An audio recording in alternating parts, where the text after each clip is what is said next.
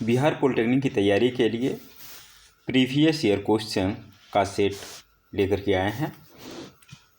Physics का इस video में क्वेश्चन नंबर 16 से आगे हम विस्तृत हल दे रहे हैं। क्वेश्चन नंबर 16, यह प्रश्न बिहार पॉलिटेक्निक 2014 में पूछा गया प्रश्न है। एक व्यक्ति रत्नों के ढेर से वास्तविक और कृत्रिम रत्नों को अलग करना चाहता है, तो उसे किस विकिरण का उपयोग करना चाहिए? ऑप्शन में दिया हुआ पाराबैंगनी, अवरक्त, लेजर प्रकाश, एक्स किरणें। इसका सही आंसर होगा एक्स किरणें का उपयोग कर वह पहचान सकता है कि रत्न वास्तविक है और कौन कृत्रिम है। देखते हैं अगला प्रश्न। पानी के सापेक्ष हवा के अपवर्तनांक का पता लगाएं, जबकि दिया हुआ है n वाटर इक्वल टू 4/3, अर्थात पानी का अपवर्तनांक दिया हुआ है 4/3। पानी का अपवर्तनांक 4/3 का मतलब ये हो गया हवा या निर्वात में प्रकाश की चाल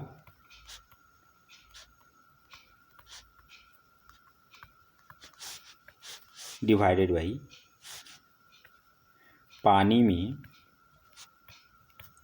प्रकाश की चाल के। तो कह रहा है पानी के सापेक्ष हवा का अपवर्तनांक क्या होगा, तो जिसके सापेक्ष रहेगा उसको ऊपर रखेंगे।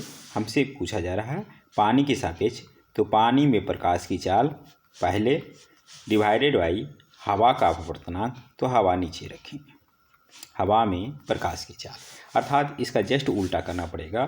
तो ये 4/3 दिया हुआ है, तो जो पूछा जा रहा है पानी के सापेक्ष हवा का अपवर्तनांक, इसका उल्टा होगा, यानी अंश का हर और हर का अंश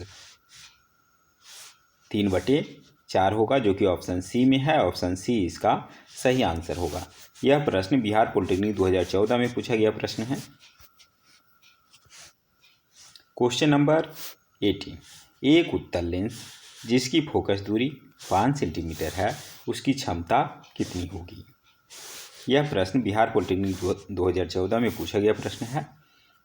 क्षमता निकालने के लिए हमें फोकस की ज़रूरत होगा, क्योंकि P बराबर हम जानते हैं 1/f होता है। तो यहाँ पर 1/f, लेकिन यहाँ पर ध्यान देने वाली बात है कि जो f होगा वह मीटर में होना चाहिए, तभी इसका आंसर डायमीटर में आएगा। तो 5 सेंटीमीटर को अगर मीटर में हम बदलें तो ये हो जाएगा 0.05 मीटर। ये हो जाएगा इतना डायमीटर। दशमलव हटा दें, ऊपर 100/5 अर्थात 20 डायमीटर। उत्तल लेंस, इसकी फोकस दूरी धनात्मक होती है, अर्थात लेंस की क्षमता भी धनात्मक होगी, +20t, जो कि ऑप्शन ए में है। ऑप्शन ए इसका सही आंसर होगा। गाड़ियों के साइड दर्पण के रूप में किस दर्पण का उपयोग होता है? साइड दर्पण या साइड मिरर के रूप में उत्तल दर्पण का प्रयोग किया जाता है, जो कि ऑप्शन बी में है। ऑप्शन बी इसका सही आंसर होगा। यह प्रश्न भी बिहार पॉलिटेक्निक 2014 में पूछा गया प्रश्न है। क्वेश्चन नंबर 20, एक अवतल दर्पण की फोकस दूरी 15 सेंटीमीटर है। एक वस्तु को दर्पण से 15 सेंटीमीटर दूर रखने पर प्रतिबिंब बनता है। देखिए, दर्पण अवतल है, फोकस दूरी 15 सेंटीमीटर और 15 सेंटीमीटर पर वस्तु रखी गई है, अर्थात अवतल दर्पण के सामने वस्तु को फोकस पे रखा गया है। तो हम जानते हैं कि अवतल दर्पण में वस्तु अधिक फोकस पे है तो उसका प्रतिबिंब अनंत पे बनता है।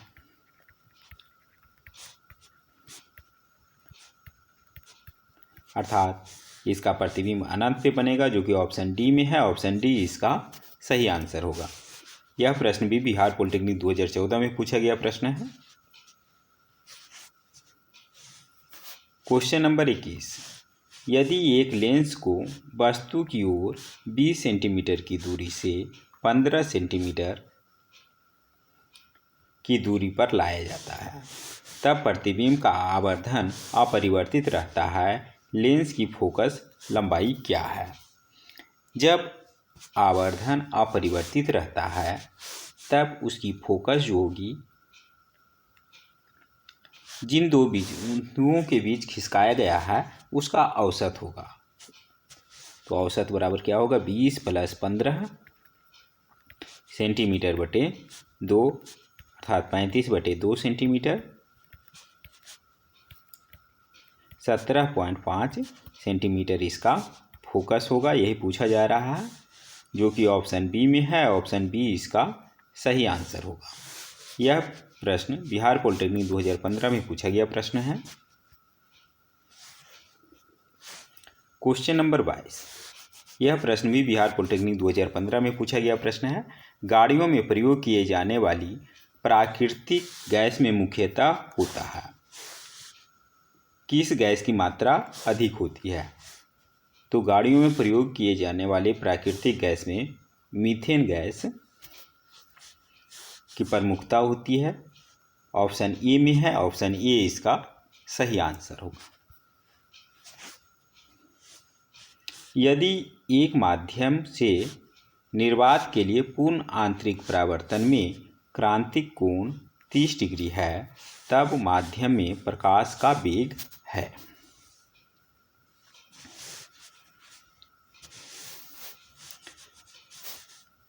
पूर्ण आंतरिक परावर्तन से हम जानते हैं कि माध्यम सघन माध्यम से विरल माध्यम में प्रकाश जानी चाहिए। पूर्ण आंतरिक परावर्तन क्या होता है इसे समझते हैं। मान लीजिए सघन माध्यम है, तो इसमें कह रहा है क्रांतिक कोण 30 डिग्री है, अर्थात अभिलंब से 30 डिग्री का कोण बना करके जब प्रकाश जाती है तो विरल माध्यम में क्या होगा, यह अभिलंब से दूर हटेगा तो यह चली जाती है सतह के समांतर, मतलब ये 90 डिग्री का कोण बना लेता है। अगर इससे हम ज़्यादा करेंगे तो फिर ये लौट आएगा। तो इस एंगल को, इस कोण को क्रांतिक कोण कहा जाता है। तो देखिए इस स्थिति में म्यू जिसे कि हम लोग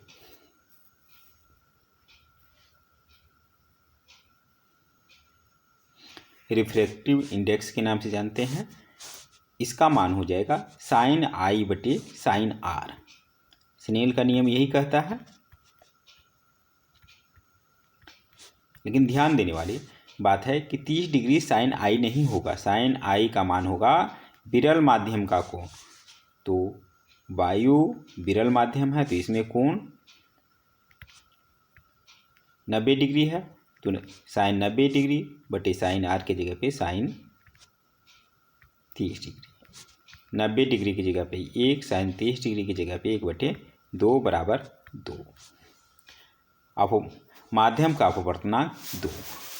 माध्यम के अपवर्तनांक का एक सूत्र और हम जानते हैं, C/V होता है, अर्थात निर्वात या वायु में प्रकाश की चाल बटे माध्यम में प्रकाश की चाल, अर्थात इससे हमें मिल जाएगा V बराबर C/μ।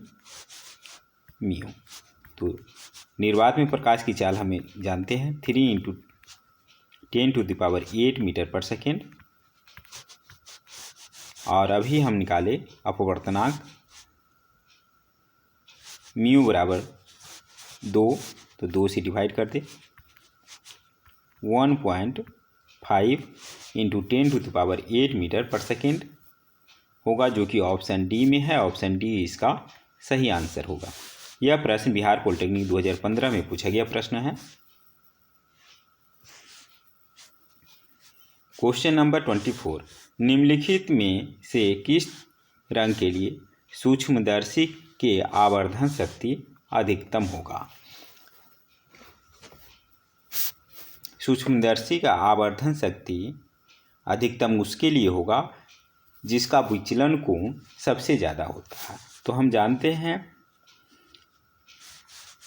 कि प्रिज्म से जब गुजारा जाता है तो सबसे कम रेड विचलन होता है और सबसे अधिक बैगनी विक्योर वायलेट विचलित होता है। सबसे अधिक जो विचलन होता है बैगनी का होता है, अर्थात इसका आवर्धन सबसे अधिक होगा, जो कि ऑप्शन बी में है। ऑप्शन बी इसका सही आंसर होगा।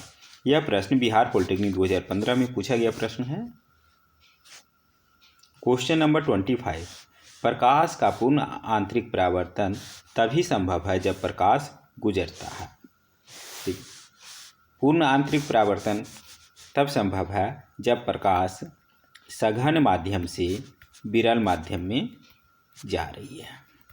तो इसमें देखिए किसमें सघन से विरल जा रहा है, पानी से वायु, यह सघन से विरल जा रही है, अर्थात यह इसी में होगा, यही सही आंसर होगा। देखिए बाकी दूसरा वायु से पानी उल्टा हो रहा है, विरल से सघन, निर्वात से वायु, विरल से सघन, वायु से कांच, ये भी विरल से सघन।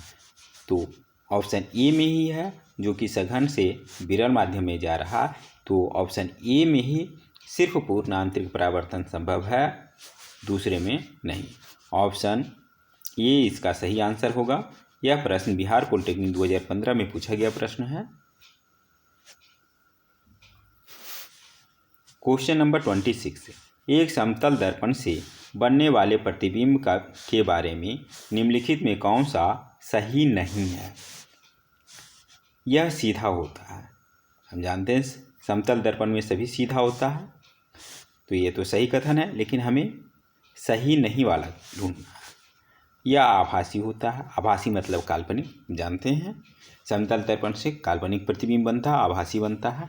यह आकार में कम है, छोटा नहीं बनता है, बराबर बनता है, तो यही कथन गलत होगा। ऑप्शन सी इसका सही आंसर होगा। यह प्रश्न भी बिहार पॉलिटेक्निक 2015 में पूछा गया प्रश्न है। क्वेश्चन नंबर 27, एक दूरदृष्टि व्यक्ति की स्पष्ट दृष्टि की न्यूनतम दूरी 50 सेंटीमीटर है, वह इसे घटाकर 25 सेंटीमीटर करना चाहता है, उसे प्रयोग करना चाहिए। दूरदृष्टि दोष से ग्रसित व्यक्ति है, तो दूरदृष्टि दोष से व्यक्ति का उपचार करने के लिए उत्तल लेंस का प्रयोग किया जाता है। तो देखिए पहला ऑप्शन में अवतल लेंस, दूसरा में अवतल, ये दोनों नहीं होगा। अब कह रहा है कि 25 सेंटीमीटर की वस्तु को देखना चाहता है, यानी दूर की वस्तु को सही देख सकता है, तो वैसा फोकस दूरी होना चाहिए कि जो कि फोकस दूरी अगर उत्तल लेंस का 25 सेंटीमीटर तो इसका प्रतिबिंब अनंत पे बना देगा, अनंत की वस्तु उसे तो साफ साफ दिखती है, अर्थात उसका दृष्टि दोष समाप्त हो जाएगा। अतः फोकस दूरी 25 सेंटीमीटर का उत्तल लेंस उसे प्रयोग करना चाहिए, जो कि ऑप्शन डी में है। ऑप्शन डी इसका सही आंसर होगा। यह प्रश्न भी बिहार पॉलिटेक्निक 2015 में पूछा गया प्रश्न है। देखते हैं अगला प्रश्न। यदि समतल दर्पण को 10 डिग्री घुमा दिया जाए तो परावर्तित किरण घूमेगी, यह 20 डिग्री घूमेगी। ऑप्शन ए इसका सही आंसर होगा। यह प्रश्न बिहार पॉलिटेक्निक 2016 में पूछा गया प्रश्न है। इस प्रश्न को थोड़ा समझते हैं, क्यों 10 डिग्री के बदले हम 20 डिग्री करें। एग्जाम्पल के लिए एक समतल दर्पण लेते हैं, इसमें कोई एक किरण मान ली कि अभिलंब से ही आ रही है, तो परावर्तित होकर के क्या होगी, इसी से गुजरेगी। अगर हम दर्पण को 10 डिग्री घुमा दें, यह 10 डिग्री पे हम अब दर्पण को घुमा दिए और किरण इधर से ही आ रही है, तो मेरा तो अभिलंब पहले बदल जाएगा। अब अभिलंब नॉर्मल ये हो जाएगा n डैश, अर्थात इन दोनों के बीच का कोण 10 डिग्री। तो जब पहले की भांति उसी लाइन पे जब आपतित किरण होगी तो यह नॉर्मल के दूसरी साइड में उतना ही कोण बना करके यह निर्गत हो जाएगी, यह भी 10 डिग्री होगा। तो दोनों परावर्तित किरण के बीच में कितना डिग्री का कोण अब हो गया, यह 10 डिग्री नॉर्मल से, नए नॉर्मल से, और दूसरा 10 डिग्री, दोनों मिला करके 20 डिग्री का विचलन हो गया। तो यह परावर्तित किरण घूम जाएगी 20 डिग्री से। ऑप्शन ए में है, ऑप्शन ए इसका सही आंसर होगा। Question number 29। पूर्ण परावर्तन उस समय होता है जब प्रकाश एक माध्यम से दूसरे माध्यम में जाता है। पूर्ण परावर्तन हम जानते हैं जब प्रकाश सघन माध्यम से विरल में जा रही हो तो दूसरे माध्यम में जाता है जिसका अपवर्तनांक क्या होता है। विरल माध्यम का हम जानते हैं कि अपवर्तनांक कम होता है, तो ऑप्शन ए में है। दूसरे माध्यम में जाता है जिसका अपवर्तनांक कम होता है, ऑप्शन ए इसका सही आंसर होगा। यह प्रश्न बिहार पॉलिटेक्निक 2016 में पूछा गया प्रश्न है। Question number 30। जब श्वेत प्रकाश वायु से कांच में प्रवेश करता है तो प्रकाश के सभी अवयव रंग समान चाल से चलते हैं? बिल्कुल नहीं। लाल प्रकाश सबसे अधिक चाल से चलता है, यह बिल्कुल सही, इसीलिए इसका विचलन कम होता है। लाल प्रकाश सबसे अधिक चाल से चलता है, ऑप्शन बी इसका सही आंसर होगा। यह प्रश्न बिहार पॉलिटेक्निक 2016 में पूछा गया प्रश्न है। इस वीडियो में बस इतना ही। शेष प्रश्नों के साथ जल्द ही मिलते हैं अगले वीडियो में। तब तक के लिए धन्यवाद।